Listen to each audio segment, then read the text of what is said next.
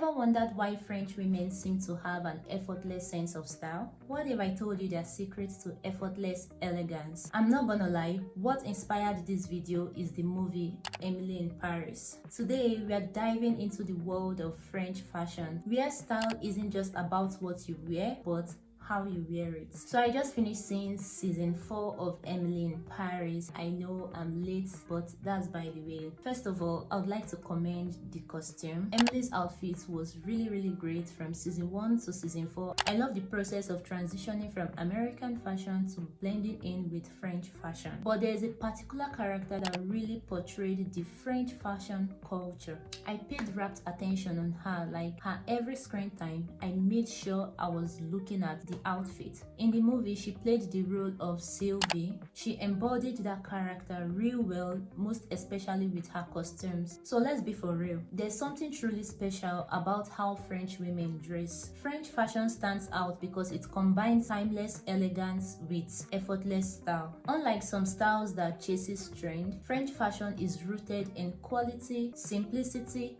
and confidence, making it uniquely captivating and wearable at any age. French women has mastered the art of looking polished without looking overdone. Their approach is all about making smart choices, investing in well-made basics, prioritizing fit, and adding just the right touch to elevate their look. And their style is so timeless that it doesn't rely on ever-changing trends, right? This gives them that aura of elegance that just feels, well, effortless. So fashion is not just about wearing clothes, right? It's about the meaning behind each piece. Every piece tells a story. When people see it, they immediately think of something. So for instance, when you see a leather jacket, it often evokes a cool, rebellious edge, and it's often associated with bikers, rockers, and the likes of that. Another instance is when you see pearls on someone, you immediately think of grandma, old school, and even traditional. When you see a striped shirt, it connotes subtle casual that feels nautical and effortless, often tied to French seaside culture. When you see a silk scarf, whether tied around the neck or a handbag, it just gives off elegance. Then a simple t-shirt connotes laid back, neutral, chic. When you see a high platform heels, they are often associated with adult entertainers. When you see a beret on someone, it often connotes art, more like someone with creativity, intellectual, high-spirited person. Another instance, big bows, they are often associated with children, something cute, something childish. So the point is, French style has a way of giving certain items distinct vibes that makes them look iconic, and French women are experts at using these iconic items to express personality and attitude. They use this fashion language to create looks that feels intentional and memorable. You could divide those connotations in fashion into different categories. The first category would be professional. This is where we have all the work wears, we have the blazers, the pencil skirts, structured handbag, classic pumps, the shirts, tailored pants, and the likes of that. The second category is youthful / cute. This is where we have all the hair bows, the ribbons, lots of pastel dresses, Mary Jane shoes, sailor collars. This is a category that has a childish and cute impressions. The third category is sexy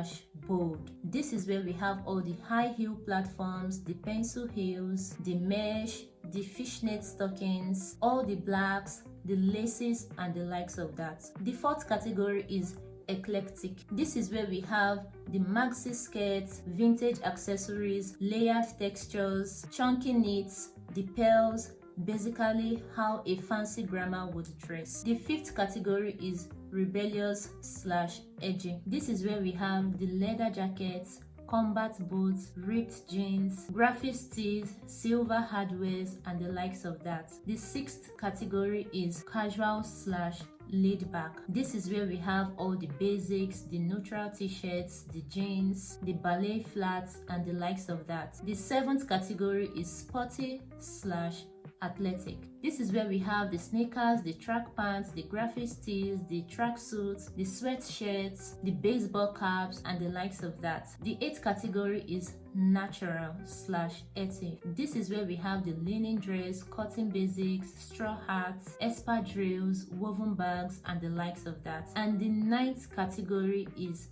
minimalist/modern. This is where we have the tailored trousers, monochrome outfits, neutral palettes, and the likes of that. So in this video, I'm sharing some essential tips we can all borrow from French fashion to elevate our look with pieces that goes beyond just looking good, but actually do say something about us at first glance. The first tip is never go all skinny or all baggy. Try to balance the proportion. If you're wearing something tight at the top, wear something that is wider at the bottom. And if you're wearing something that is wide at the top, wear something that is close to the body at the bottom. Following this rule, it is certain to look elegant and put together at all times. However, you can as well do otherwise if that is what you vibe with though. Second tip, your underwear should not be visible through your outfit. A good example of what I mean here is kind of wearing white underwear under white shirt. The fabric contrasts with your skin tone, which makes it stand out even more. So instead of blending in, it does the complete opposite. The best way to avoid this is to go for a nude or skin tone underwear. These shades blend seamlessly with your skin, making them way less noticeable. Always remember, the closer the color is to your skin tone, the more invisible it will be under light fabric. If you don't have a nude underwear, a light gray option can work, or even a red underwear. I don't know the magic behind this, but trust me, it works well all the time.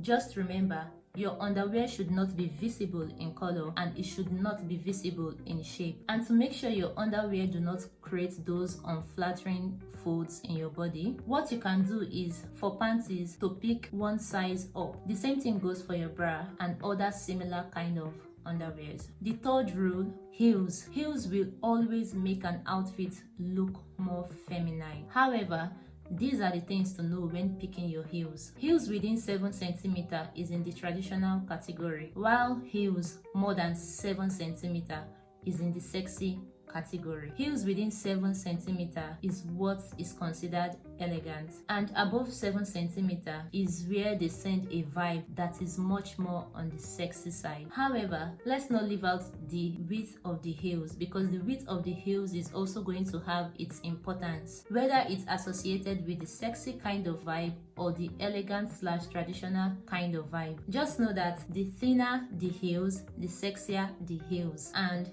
the wider the heels, the more elegant the heels, followed by the entire look. The fourth rule is to match your leather accessories. Okay, here's the thing. This particular rule is kind of an easy cheat code I use to always look put together all the time. It's not a fixed rule, but it's something to help elevate your look. So whenever I'm picking out a belt for my outfit, if it's a black belt, I would always match it with my shoes and handbag. If it is a brown belt, I would always match it with my shoes and handbag. The same thing goes with nude. And I don't know, matching your accessories just makes you look put together, and it kind of just elevates your style. The fifth rule is to show skin proportionately. So what do I mean by this? If you're showing skin at the top, either sleeveless or cleavage, don't show skin at the bottom. If you're showing skin at the bottom, don't show at the top. This rule helps you maintain your elegance, helps you look put together any day, anytime. The sixth rule is a tucked shirt, because a tucked shirt will help accentuate your body shape, giving you a more feminine look. This rule will help elongate your legs and also emphasize your waist by making your midsection appear more slimmer and more structured. Also, it balances proportion. That is, it helps to balance the upper and lower body by giving a clearer outline of your torso, making your silhouette look more streamlined. The seventh rule is to keep the number of sexy elements in your outfit to no more than 2. Otherwise, your outfit can quickly fall into the tacky or trashy sexy kind of category. Except of course if that's the vibe you're going for. But if that's not the case and you want to feel a little chic and feminine, then limit the number of sexy elements in your outfit to no more than 2. Number 8 is to avoid worn out leather, accessories, and wrinkled outfits. When your clothes are ironed, they look sharp, and I don't know, it kind of gives people a sense that you're a very responsible person. In other words, an ironed cloth is kind of the key for looking sophisticated. We all know leather is timeless and adds a touch of luxury to any outfit. A leather accessories that's been well cared for complements a well ironed outfit. This rule is just a simple rule that makes a big difference in how you're perceived. Number 9, oversized or wide outfit makes you look bigger. They tend to make you look bulky rather than define your shape. The extra fabric can create a boxy silhouette and it doesn't show off your natural curves or proportions. However, it's way better to wear outfits that are closer to your body than something that will throw you off proportions. Like I mentioned earlier, when you go for something tight at the top, opt for something wider at the bottom and vice versa. Another trick is to layer strategically. If you're wearing a wide jacket, make sure the rest of your outfit is more form-fitting so it doesn't add extra volume to your entire frame. Number 10, always go for natural materials when shopping. Natural materials look expensive and artificial materials look cheap even though you bought them at the same price. Another thing is that natural materials offer more comfort. It's breathable, it's sustainable and durable when properly cared for. And there you have it, your crash course in French fashion. Let me know in the comment section if you'll be trying out any of these rules. If you love these tips, don't forget to hit the like button and subscribe for more fashion inspo. Until next time, stay stylish. Au revoir.